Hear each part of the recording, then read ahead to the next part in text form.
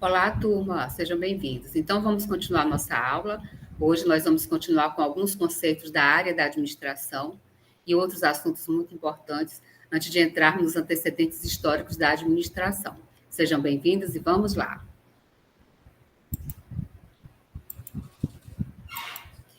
Então, caríssimos, nós vimos na aula passada que a administração como ciência, ela só aconteceu no início do século XX, né? Até então, a administração era considerada uma arte ou um dom, segundo alguns filósofos, né? Hoje nós sabemos, então, que a administração, ela continua sendo arte também, mas também é ciência e é uma profissão. Por que a administração ainda é arte? Porque, na realidade, quase tudo na nossa vida e no mundo envolve a arte. E na administração, nós temos que ser inovadores, criativos. Tem também muitos que chamam a arte da comunicação, que de alguma forma tem a parte técnica, mas também tem a parte da arte, das relações interpessoais, né? Então é isso. A administração também, né, envolve a arte está em tudo, né? A administração é uma ciência, porque, como a gente viu, a partir do início do século XXI, do século XX, desculpa, com as teorias, né, com os estudos, as experiências, comprovações, livros publicados, começaram os primeiros cursos superiores de administração, né? Então, a administração se tornou uma ciência. E a profissão, porque as pessoas se formam em administração, tanto nível superior como nível técnico, né? Então, a administração também, as disciplinas da área da administração, então, estão em quase todos os cursos, né, que existem, tá? Então, a administração, ela é arte, ciência e profissão, tá? A administração, ela é uma ciência social aplicada, né? Então, a administração é um dos cursos mais amplos das ciências sociais aplicadas, né? Na administração, enfocam-se vários métodos, né? Como planejamento, né? São as funções universais, organização, direção, controle. Existem diversas estruturas administrativas, várias características que envolvem liderança, a questão da inteligência emocional, que são fundamentais para o bom gestor moderno, né? É uma ciência, né? É um ramo das ciências humanas, né? Que são chamadas ciências sociais, né? Então, trata dos agrupamentos humanos, sempre buscando o quê? A sinergia entre as pessoas, sempre voltado para a estrutura e recursos organizacionais, para que os objetivos, para que tudo aconteça de uma forma eficiente, né? E que tenha bons resultados, né? E os princípios específicos da ciência administrativa, a ciência da administração, a técnica de administrar, ela utiliza-se de diversos outros ramos do pensamento humano, tais como o direito, a contabilidade, a economia, a matemática, a estatística, a psicologia, sociologia, a informática, né? Dentre outras ciências, né? Então, é uma ciência que é formada também por várias outras ciências, né? Então, a administração é essa ciência social aplicada, né? Fundamentada em conjunto de normas e funções, né? Elaborada sempre para o quê? Disciplinar elementos de produção, estudos e empreendimentos humanos com o objetivo de alcançar um resultado, um bom resultado, né? Um resultado eficaz e retorno financeiro de forma sustentável, no caso, para as empresas, né, que tem, claro, fins financeiros, né, e também tem a questão das organizações sem fins lucrativos, né, que tem a questão da responsabilidade social de prestar serviços de qualidade para a sociedade, né. Então, o administrador é esse profissional que vamos dizer que ele faz o equilíbrio, né, entre o uso dos recursos que a organização disponibiliza, né, para o alcance dos objetivos, né, para os fins, que são os objetivos alcançados. Tá? Então, a administração é uma ciência social aplicada, como nós vimos, e é uma das o curso, né, de administração, ele é muito amplo, né? Quando a pessoa estuda administração, ela muitas vezes ela se identifica com alguma outra área, né, que faz parte da administração, como a logística, gestão de pessoas, marketing, planejamento. Então, muitas vezes ela termina a faculdade ou um curso e vai buscar se especializar em outra área da administração, né, em outras áreas que estão dentro da administração. Então, é um curso muito amplo, tá? Muitas pessoas confundem o gerente como se fosse o administrador. Né? Existe uma diferença entre a administração e o gerenciamento, tá? O gerenciamento, né, ele está muito focado no setor específico. Então, o gerente de marketing, então ele gerencia aquela área de marketing. Então, ele é um gerente. Ele pode até ser administrador se ele for formado em administração, mas quando ele está à frente de uma área, um departamento, ele é gerente, então ele é gerente. O administrador, então o gerente trabalha muito, vamos dizer, que em um determinado setor específico, né? Executando atividades mais específicas. E o administrador não, ele trabalha dentro do todo organizacional. Então, o administrador, tá? Ele pode até ser um gerente, né? Se ele estiver em uma organização e for nomeado gerente. Mas não significa que o gerente sempre seja administrador, tá? Então, o trabalho do administrador, ele é um trabalho mais sistêmico, vamos dizer que mais holístico, né? De integração, né? De mediação, de buscar o equilíbrio entre o alcance dos objetivos organizacionais, que envolvem todos os setores da organização, e o alcance também dos objetivos, né, das pessoas que estão dentro das organizações. Então, vai bem além, né? Então, o gerenciamento, ele trata de um setor específico. O gerente resolve problemas específicos do seu setor. Já o administrador, né, quando ele é contratado para ser o administrador da empresa, da organização, ele trata dos aspectos gerais da organização ou da empresa, né? Então, o administrador, ele soluciona problemas da empresa de uma maneira geral, tá? Então, a administração, ela é um todo, como a gente viu na aula anterior, do qual a gestão e o gerenciamento fazem parte, né? Gestão e gerenciamento fazem parte da administração, né? Então, nem sempre o administrador é gerente, nem sempre o gerente é administrador. Porém, pode acontecer, sim, de o gerente do setor de vendas ser formado em administração. Então, ele é um administrador formado, mas ali naquela organização ele é o gerente, tá, do setor.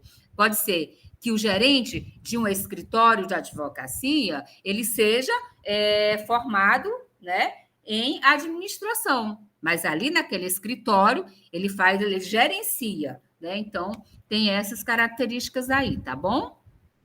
Então é isso, gente. Como a gente também já viu, a organização dentro da administração, ela tem dois significados. Então, é preciso ficar atento para ver o contexto, né, dessa palavra organização. Existe a organização como a segunda função universal, né, que faz parte do processo da administração, processo administrativo, que é no sentido de organizar, colocar as coisas nos seus devidos lugares, alocar pessoas, recursos, o organograma, né? Então, existe a organização, né, com o significado de organizar, de arrumar, vamos dizer assim, como a gente fala muito, né? De colocar as coisas nos seus devidos lugares para que tudo funcione bem. Existe a organização, como, por exemplo, a organização que você trabalha, né? Pode ser um supermercado, pode ser uma farmácia, pode ser uma indústria, o IFAC, né, é uma organização, o banco é uma organização,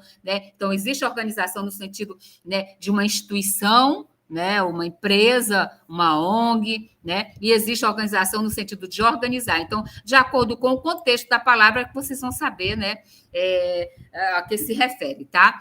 E dentro das organizações, existem duas palavras-chave, né, que são objetivos e recursos. Por quê? Porque organizações são pessoas em busca de alcançar algum objetivo e, para isso, elas utilizam recursos, né, como nós também já falamos nas aulas anteriores, né? Objetivos e recursos fazem parte das organizações. Então, a partir do momento que nós temos duas ou mais pessoas em busca de alcançar um determinado objetivo ou resultado, utilizando determinados recursos, nós temos uma organização. Tá bom? Então, qualquer lugar que você esteja que tenha pessoas, né, utilizando recursos para alcançar determinados resultados, objetivos, ali é uma organização, né? Então, a gente já deu vários exemplos. O IFAC, a UFAC, a ONU, o teatro, o aeroporto, as igrejas, né, o supermercado, a farmácia. E essas organizações, elas estão inseridas em 3 setores. O primeiro setor, que é aquele setor que representa o Estado, o poder público, são as instituições públicas, que elas não têm fins lucrativos, elas prestam serviços, né, em várias áreas para o cidadão. E existe o segundo setor, que aí sim, né, é o setor que corresponde o mercado, a livre iniciativa de explorar atividades comerciais. Então, muitas das empresas que nós conhecemos, elas estão aqui no segundo setor, porque elas têm fins lucrativos. E o terceiro setor, que é a sociedade civil organizada, né, como as ONGs, né, os CIPs, vamos dizer, vamos dar um exemplo de algumas dessas organizações do terceiro setor, né? O Greenpeace, a Fundação SOS Mata Atlântica, a Fundação Bradesco, né? Entre outras organizações que elas oferecem determinados serviços em algumas áreas, né? Públicas e, de alguma forma, elas não têm fins lucrativos, tá? Então, o primeiro, o segundo e o terceiro setor, tá? Então, as organizações, elas utilizam recursos para alcançar objetivos, estão inseridos nesses 3 setores aí, né? O primeiro, o segundo e o terceiro setor, tá? Quais são os recursos organizacionais utilizados para o alcance desses objetivos? Tá? Eu acredito que desde a primeira aula a gente falou um pouco sobre isso, né? Existem vários recursos e todos os recursos são importantes. A gente não pode falar que um recurso é menos importante do que o outro, porque tudo depende também, tem uma hierarquia de importância, claro, dependendo de alguma situação, mas todos os recursos organizacionais, eles são importantes no alcance dos objetivos, dos resultados das organizações. E esses recursos envolvem o recurso financeiro, né? Envolve tecnologia, envolve máquinas, móveis, equipamentos, envolve o tempo e o conhecimento, que são recursos intangíveis, mas são muito importantes. E envolve também as pessoas, que as pessoas não são mero recursos, né? São as pessoas que têm inteligência, que agem, que pensam e que criam. Então, a gente até evita chamar as pessoas de mero recurso, mas sim, as pessoas fazem parte, né, de tudo isso que existe nas organizações para que os resultados sejam alcançados, e as organizações são formadas por pessoas, né? Então, claro, como se fala, as pessoas são o que tem de principal nas organizações, porque são elas que pensam, que têm a inteligência, que criam, que agem, né? Então, tudo vem das pessoas, com certeza, né? Tudo passa também pelas pessoas, tá? Mas todos os recursos organizacionais são importantes no alcance dos objetivos organizacionais, tá? Então, são muitos recursos. E esses recursos, muitos passam por processos de transformação, né? Por exemplo, em uma indústria, existe o que? A matéria-prima, que é transformada em um determinado produto, né? Então, nas organizações, existem os processos de transformação, não são só nas indústrias. Em qualquer tipo de organização, existe esse processo de transformação, que é a entrada, o processamento e a saída, né? Então, pode ser um pedido seu para uma. Você liga para uma organização pedindo uma pizza, por exemplo. Então, já teve aí uma entrada, né? Você ligou, pediu o seu produto, que é a pizza, foi feita essa pizza, né? A parte do processamento, e chegou já o produto pronto na sua casa. Então, não são só as indústrias, não são só as empresas, né? Porque a empresa também passa por isso, né? Quando você vai comprar um determinado produto, existem as notas, né? Todo o fluxo, né? Para que aquele produto chegue, né? na sua mão. Então, tudo isso são processos de transformação. Na própria sala de aula, gente, quando nós estamos, o professor, né, o docente, os alunos, né, o conhecimento, né, a informação, o conhecimento. Então, também existe esse processo de transformação, né? Chegam todos os conhecimentos das disciplinas, né, do curso, e esse conhecimento, ele é passado por um processamento na mente, né? É a questão do intelecto, né? Vocês processam isso, né? E absorvem muitas coisas, às vezes nem tudo, mas uma boa parte. E como se dá a saída desse conhecimento que vocês tiveram?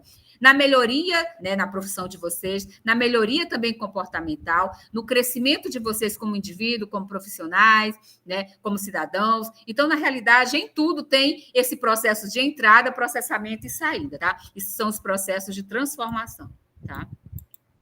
Então, é isso. Nas organizações também, nós temos a divisão do trabalho, a partir do momento que uma organização ela nasce, né, ela é iniciada, muitas vezes ela é pequena, micro, né, tem somente um setor, né, com uma equipe, ou às vezes só uma ou duas pessoas trabalhando, mas a partir do momento que essa organização vai crescendo, se expandindo, tendo sucesso, bom desempenho, ela vai o quê? Vai criando novas áreas, né, o trabalho começa a ser dividido, né, então a divisão do trabalho, né, são grupos de pessoas que realizam tarefas específicas, né, essas tarefas são específicas de um determinado setor, né, que vão alcançar os objetivos desse setor específico, mas também ajudar no alcance dos objetivos da organização como um todo. todo, né? Então, são tarefas especializadas, né, em determinadas áreas, né? Então, a divisão do trabalho é esse processo, né, que permite superar as limitações individuais, né, por meio da especialização. Quando se juntam as tarefas especializadas, né, realizam-se alguns tipos de produtos, de trabalhos e serviços que ninguém conseguiria fazer sozinho, né? Então, existe a divisão do trabalho, que nós vamos ver muito quando nós falarmos em departamentalização um pouco mais na frente, tá, da disciplina. E as organizações, elas possuem várias funções organizacionais. Então, a gente tem que ter sempre na mente que existem as funções universais que formam o processo da administração, o processo administrativo, e existem as funções organizacionais, né? As funções universais são o quê? Planejamento, planejar, organização, organizar, direção, dirigir, ou coordenação ou liderança, e o controle, controlar. E as funções organizacionais já são o quê? São as tarefas especializadas que as pessoas e os grupos executam, né, para que a organização consiga realizar seus objetivos. A maioria das organizações geralmente tem as mesmas funções, porém, as organizações de médio e grande porte, elas muitas vezes têm mais funções do que as micro e pequenas empresas, né, organizações, com certeza. E existem vários tipos de funções. A função de produção, né, a função de produção é fornecer produto ou serviço, né, na organização, né? Então, produção é uma palavra meio que genérica, né, que indica todos os tipos de operações de fornecimento de produtos ou serviços, né? Então, a função da produção, existe também a função do marketing, né? A gente vai ver mais na frente sobre marketing, né? Marketing é muito importante e muita gente acha que marketing é somente propaganda e publicidade, não é só isso, e isso é apenas um dos P's, né? Um dos pontos lá do marketing, mas nós vamos falar um pouco mais na frente. Então, geralmente, a área de marketing, né, a função de marketing, ela está mais inserida em empresas, todas as organizações, principalmente nesse mundo de hoje, né, com internet, redes sociais e outras coisas, as pessoas realmente conseguem trabalhar melhor algumas das ações do marketing, né? Mas o marketing ele é muito importante e todas as organizações, lucrativas ou não, elas realizam atividades de marketing. Nós vamos falar sobre marketing mais na frente, tá bom? Também hoje existe muita função de pesquisa e desenvolvimento, né?